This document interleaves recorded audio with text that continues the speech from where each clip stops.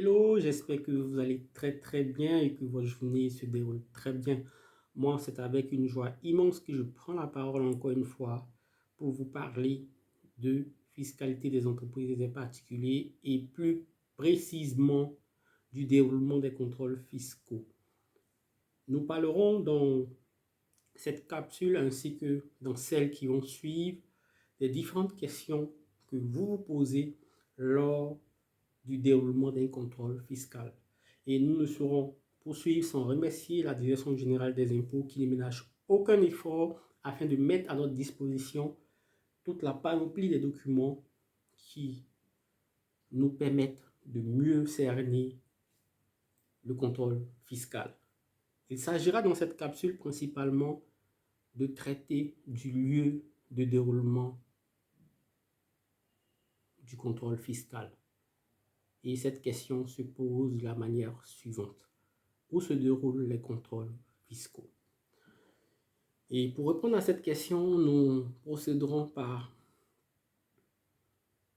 étapes en parlant du déroulement du contrôle fiscal en matière de contrôle sur pièces, en matière de vérification générale de comptabilité, en matière de, je dirais, vérification ponctuelle de comptabilité et enfin en matière de vérification approfondie de la situation fiscale d'ensemble des personnes physiques.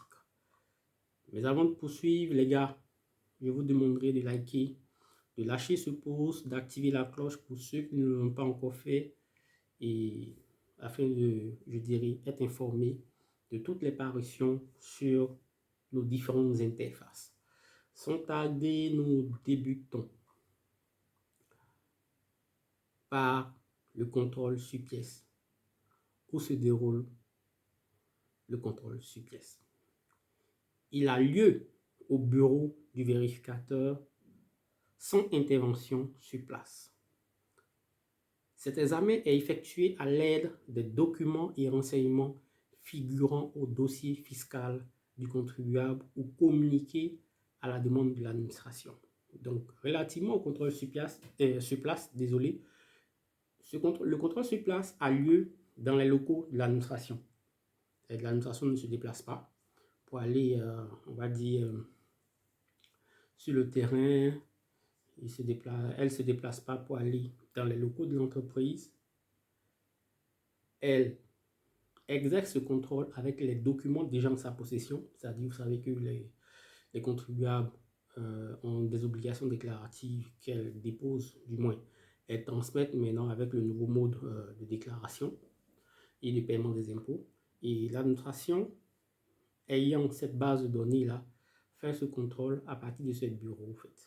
Mais elle peut aussi être amenée à demander des éléments, on va dire, supplémentaires aux contribuables, en fait. Donc, principalement, ce qu'il faut retenir, c'est que ce type de contrôle qui est le contrôle sur pièce a lieu dans les locaux de l'administration. Sans transition, nous passons à la vérification générale de comptabilité. Afin de faciliter le dialogue entre le contribuable et le vérificateur, la loi prévoit que la vérification de comptabilité se déroule sur place, c'est-à-dire dans les locaux de l'entreprise.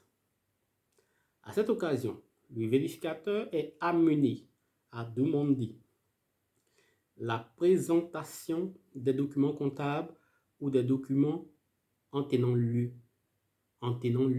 Voilà, parce que le ton donne une interprétation différente. Et de toutes les pièces diverses qui sont de nature à justifier les résultats déclarés. Donc, principalement, c'est ce qu'il faut retenir. Ces documents sont examinés sur place. Toutefois, si l'examen des documents et pièces en cause s'avère difficile dans les locaux de l'entreprise, le vérificateur peut demander par écrit l'autorisation au contribuable en vue de procéder à cet examen à son bureau. Dans ce cas, les règles suivantes doivent être observées.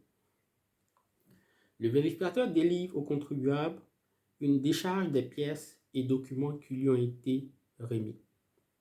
Ça, c'est 1. Lors de la restitution des pièces et documents, le contribuable est tenu de remettre une décharge au vérificateur.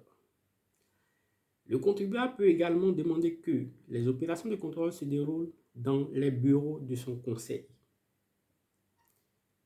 Il a le devoir de faciliter l'intervention du vérificateur.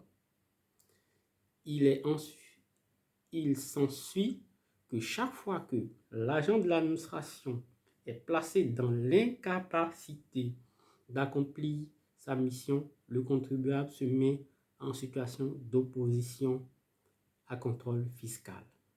Dans ce cas, le vérificateur est en droit de procéder alors à une évaluation d'office des bases d'imposition.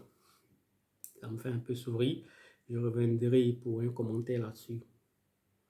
Et il y a un nota bene. L'administration fiscale peut procéder à une vérification générale de comptabilité sans pénalité des petites et moyennes entreprises réalisant un chiffre d'affaires annuel inférieur ou égal à 200 millions de francs CFA.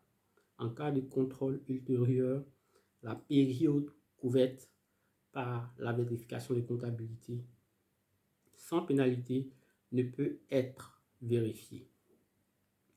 Cette vérification de comptabilité sans pénalité ne peut être effectuée qu'une seule fois au cours des 3 premières années suivant la création de l'entreprise. Ce qu'il faut retenir en général, c'est que sur le lieu où se déroule la vérification générale de comptabilité, c'est que elle a pour principe de se dérouler dans les locaux de l'entreprise vérifiée. Par contre, il y a des exceptions, c'est-à-dire l'administration, c'est-à-dire le contribuable peut demander à ce que le contrôle se déroule chez son conseil. Donc, dans ce cas, elle fait une demande expresse à l'administration qui devra, on va dire, lui répondre en fait. Donc, c'est ce qu'il faut retenir principalement relativement au lieu où se déroule la vérification générale de comptabilité. Qu'en est-il de la vérification ponctuelle de comptabilité? Elle se déroule également dans les locaux de l'entreprise ou chez son conseil, dans les mêmes conditions que la vérification générale de comptabilité. Nous passons au dernier point qui concerne la vérification approfondie de la situation fiscale de l'ensemble des personnes physiques.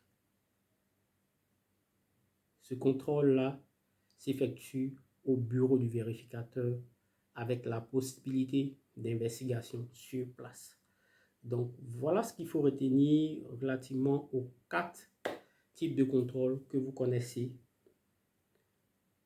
Aujourd'hui, au terme de cette vidéo, vous savez où se déroulent ces types de contrôles. Et moi, ce fut un honneur insigne d'avoir pu faire cette vidéo afin de pouvoir, je dirais, dans un temps succinct, vous donner la réponse à cette question. Donc, merci à vous de nous suivre. N'hésitez surtout pas de partager parce que, comme j'ai l'habitude de le dire, ce n'est que par le partage qu'on se nourrit. Ciao, ciao et à la prochaine vidéo.